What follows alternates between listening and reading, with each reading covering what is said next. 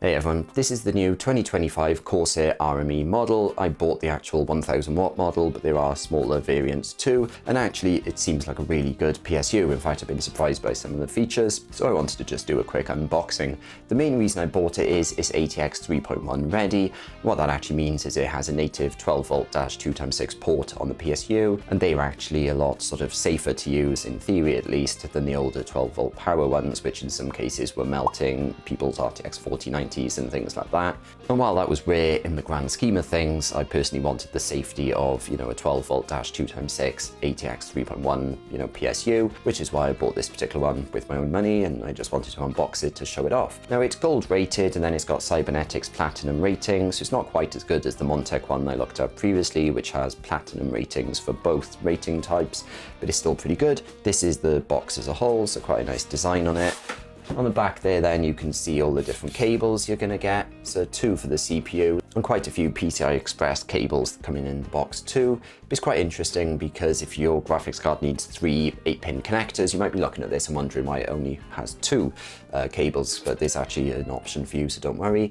And then you've got a SATA and a SATA/PATA cable. You've only got one of each of those, but nowadays you don't really need anything like that. But obviously if you were planning on using this PSU for like a big NAS build or something, you might actually need to buy extra cables from the Corsair website or something like that. And then we've got the side here as well, so it's just saying cybernetics platinum, contains the 12 volt 2x6 one for the latest high-end GPUs.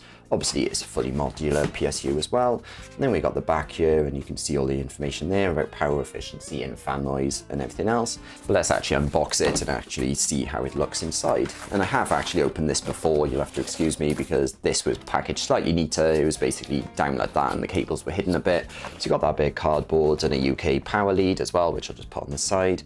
It's also got forbidden fruit, as I like to call it, so we'll just chuck that in the bin. And then safety and compliance manual. So then you're left with the PSU and all of the cables, of course. And the PSU itself is really nice looking. So I'll look at that first. You do also have, cable ties that come in the box, and the PSU screws as well. You get 4 standard ATX screws to actually plug the PSU in, of course, you get all that. Now I will look at the cables in a minute because they are actually really, really nice quality cables, but I'm just gonna put that out of the way so we can focus on the PSU a little bit. So let's put that over there, and actually get the PSU out because it looks really nice. So that's the front, so your big fan. Then at the back, you've got this. It's quite a big power switch, which I like. I know that sounds like a weird thing to say, but actually, usually I find it quite fiddly. I actually like that this is a bigger one. Obviously, the RMX range, I think, tends to nowadays come with a button to control the fan speed and stuff. The RME one is slightly more budget in theory, even though it's a really good PSU. So you don't have that fan speed control on this particular model, but it is just worth knowing that.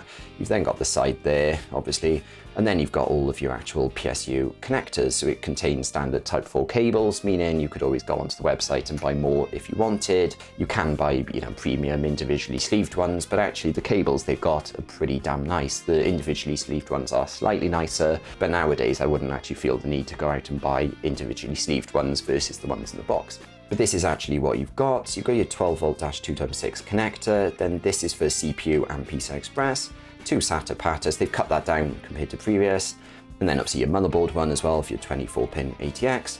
On the side then, that just some details about the actual PSU and things like that, all fairly standard. So that is the power supply unit. Obviously standard, nice looking thing. The reason I actually like this particular one, and as I mentioned previously, is it's got a 12 volt 2x6 connector. So if you've got an RTX 40 or 50 series card, what you can do is plug 1 cable into this PSU and 1 into your GPU, and that's completely it. And then you go for 4 connections for CPU/PCI Express. What that means though is if you actually had a really high-end CPU that needed 2 connections, you're only left with 2 standard 8-pin connections for PCI Express. So then if you've got an AMD RX 7900 XTX that needs 3 connections, you might be thinking you're stuck because you've only got 2 ports. But what you can actually do, which we'll look at in just 1 second, is actually use one of the included cables in the box to get an extra 2 PCI Express 8-pin connections, which is really smart and basically uses the 12 volt 2x6 connector. So that is the PSU, which I'll put to one side, and now we can look at the cables, which are here, and the cables do look really nice. And I've just realized they do actually include a Molex. Actually, what this does is it connects into the SATA and PATA ports, and then you've actually got SATA connections there and Molex connections there. So if you really did need Molex, you've got that, which in my mind is a little bit annoying actually, because this cable now is a bit bulkier because it includes these Molex connectors you probably aren't going to end up using, and then you've just got the SATA ones instead. But that's why they include this other cable that is a standard 6-pin connector into the PSU, and then it contains 1, 2, 3, 4 SATA connections. So that's why you've got this particular one. And that is enough for, like, you know, a fan hub or 2 fan hubs, and maybe, you know, a SATA SSD and whatever else you might need. Some cases need a SATA hookup too. So it has got that, but if you need extra ones, you've then got this other cable. But I have the feeling, you know, if you are doing a big build with lots of hard drives and fan hubs and things like that, you might actually need more than this. So that is worth noting, but you can buy more on the website. And then obviously you've got your other cables too. So this is the big behemoth of the motherboard one. And actually it's individually braided cable, which is pretty nice.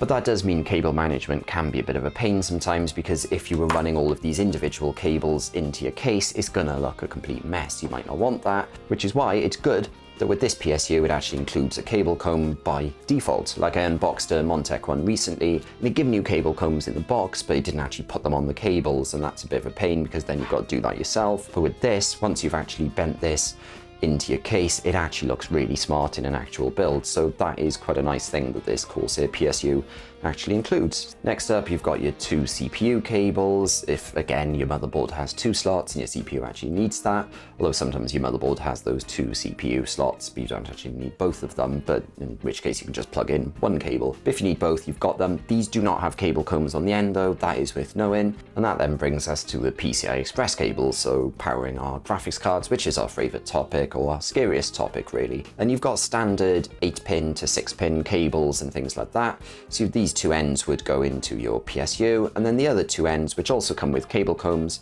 which is really nice, these 2 would actually go into your graphics card, and it splits off into either a 6-pin connection or an 8-pin connection. You just pop it together and plug it in. So you've kind of got the best of both worlds. You can decide what you actually need. But obviously I mentioned earlier on in this video that, you know, you might actually have a GPU that needs 3 separate cables run to it. What you can do in that case is they give you this 12V-2x6 adapter. So this end would actually go into the 12V-2x6 slot on the PSU, and then you've got 2 ends, which are the standard 6-pin and 8-pin cables. You can see them there, and you can plug them into your graphics card. And actually, if you need that 3rd cable, you know, essentially this would go into your PCI Express slot as default, and then this would go into the 12V-2x6 one, giving you a total of 3 connections to go into your graphics card. Assuming your graphics card needs only 2 connections, I probably wouldn't use these older style cables at all. I'd probably use this adapter, and the reason I say that is it actually looks a lot better. Firstly, you've only got one thing to plug into your PSU, so that is good to know. And then on your actual graphics card end, this looks fairly neat. And then obviously the final cable we get is the 12V-2x6 cable, or the 12V power cable actually, because this cable is the 12V power cable needed for the NVIDIA 40 and 50 series of cards, but the actual female end is the thing that changed with ATX 3.1. So basically this end, when it comes to the PSU and also the graphics card, is safer because the sensing pins and conductors have been changed to make it a lot safer. So actually this cable is pretty nice, and that's why I bought this particular PSU, because it's got that native 12V-2x6 slot. But that is this particular power supply unit, which I'm actually really impressed with. I think Corsair have knocked it out of the park. The RMe series is meant to be a little bit more budget, but actually this feels like a really high quality premium PSU, and it's certainly cheaper than the Montech one that I bought and unboxed in a previous video. So I'm quite happy with this one that I bought too, and that wraps up this video. I hope you enjoyed it. If you did, please click the thumbs up button, and please subscribe to see more videos like this. Thanks for watching.